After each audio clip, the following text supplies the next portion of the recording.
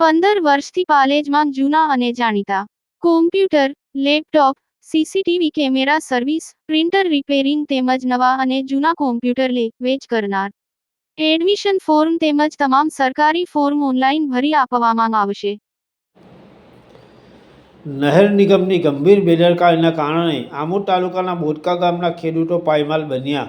નહેરમાં પડેલા ગાબડા અને તૂટેલા ભાગોના કારણે અચાનક પાણી ખેતરોમાં ઘૂસી જતા તૈયાર ઉભેલો મગનો પાક પાણીમાં ગરકાવ થઈ ગયો. ખેડૂતોનો મગનો પાક બસ કાપવાની તૈયારીમાં હતો, પરંતુ નહેર નિગમની નિષ્ક્રિયતા અને બેદરકારીના કારણે અંદાજિત 100 થી 200 એકર જેટલી જમીનમાં પાણી ફરી વળતા ખેડૂતોને ભારે આર્થિક ફટકો લાગ્યો છે.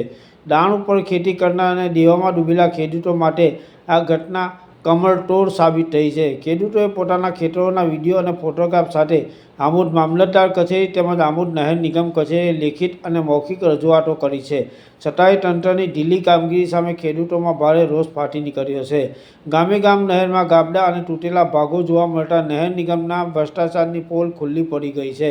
મીડિયા સમક્ષ આવી ખેડૂતો પોતાની પાયમાલ થયેલી ખેતી રૂબરૂ બતાવી ખેતરમાં લઈ જઈ નુકસાનીનો ચિતાર આપ્યો હતો.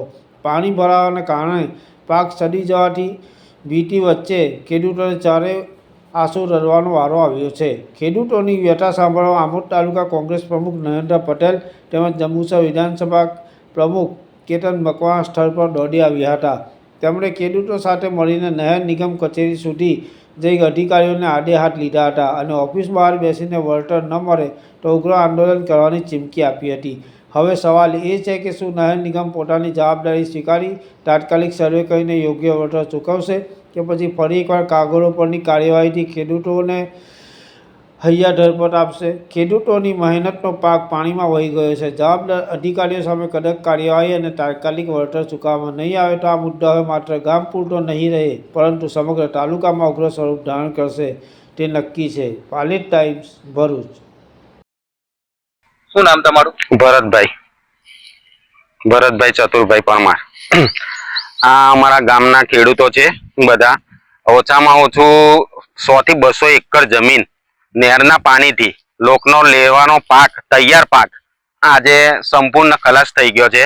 લોકોએ જમીન ખેરવા માટે લોકો પાસેથી વ્યાજે ઉછીના પાછીના લઈ પૈસા લીધેલા. હવે એ લોકોને આજે તૈયાર માલ આજે સંપૂર્ણ પૂરી રીતે ખલાસ થઈ ગયેલો છે. આજે સરકાર પાસે એ જ માંગ કે આ લોકોને વળતર સારી રીતે આપે એવી જ માંગ છે. શું નામ કાકા તમારું? ગોવિંદભાઈ. ક્યાં રહો છો? બોલકા. શું થયું છે અહીંયા? સાહેબ, આ નહેરના પાણીથી અમારી મગનું પાકને નિષ્ફળતા ગઈ છે. મને એકલાને નુકસાન નહીં થયું, પણ અમારા આજુબાજુ ખેડૂતો બધાને નુકસાન ઘણું થયેલું છે. 200 એકર જેવું નુકસાન થયેલું છે. કોની બેદરકારી છે? નર્મદાની બેદરકારી છે સાહેબ. જ્યારે જરૂરિયાત હોય પાણીની ત્યારે ખેડૂતને પાણી નથી મળતું, અને જ્યારે પાકવા આવે છે ત્યારે બિન સોળી મેલે છે એનું પાણી આ લોકો નહેરમાં, અને નહેર તૂટી જાય છે વારંવાર. એની કોઈ કાળજી લેતું જ નથી. જ્યારે ખેડૂત ફોન કરીને થાકે છે, પણ કોઈ ઉપર સાંભળવા વાળું કોઈ રાજી નહીં. શું માંગણી છે તમારી? અમારે તો અમારા પાકની વળતર મળે એવી માંગણી છે. શું નામ તમારું? નરેન્દ્રભાઈ પટેલ, આમોદ તાલુકા કોંગ્રેસ સમિતિ પ્રમુખ શ્રી. આજે અમે નર્મદા નિગમની ઓફિસ ખાતે અધિકારીશ્રીને મળવા ગયા હતા.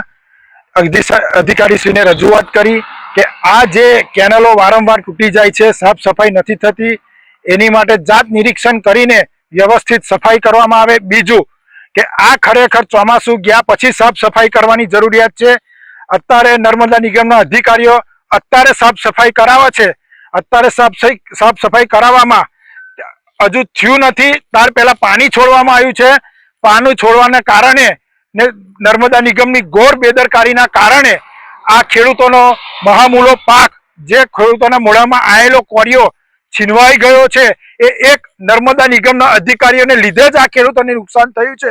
અને કોંગ્રેસ પક્ષની સબળ માંગ છે કે આ ખેડૂતોને તાત્કાલિક સર્વે કરીને નર્મદા નિગમ જવાબદારી નક્કી કરે અને આ ખેડૂતોને સહાય વહેલામાં વહેલી તકે સહાય ચૂકવે. જો સહાય ચૂકવવામાં નહીં આવે તો નર્મદા નિગમની ઓફિસે અમે દરેક ખેડૂતોને સાથે રાખીને ધરણા પર બેસીશું.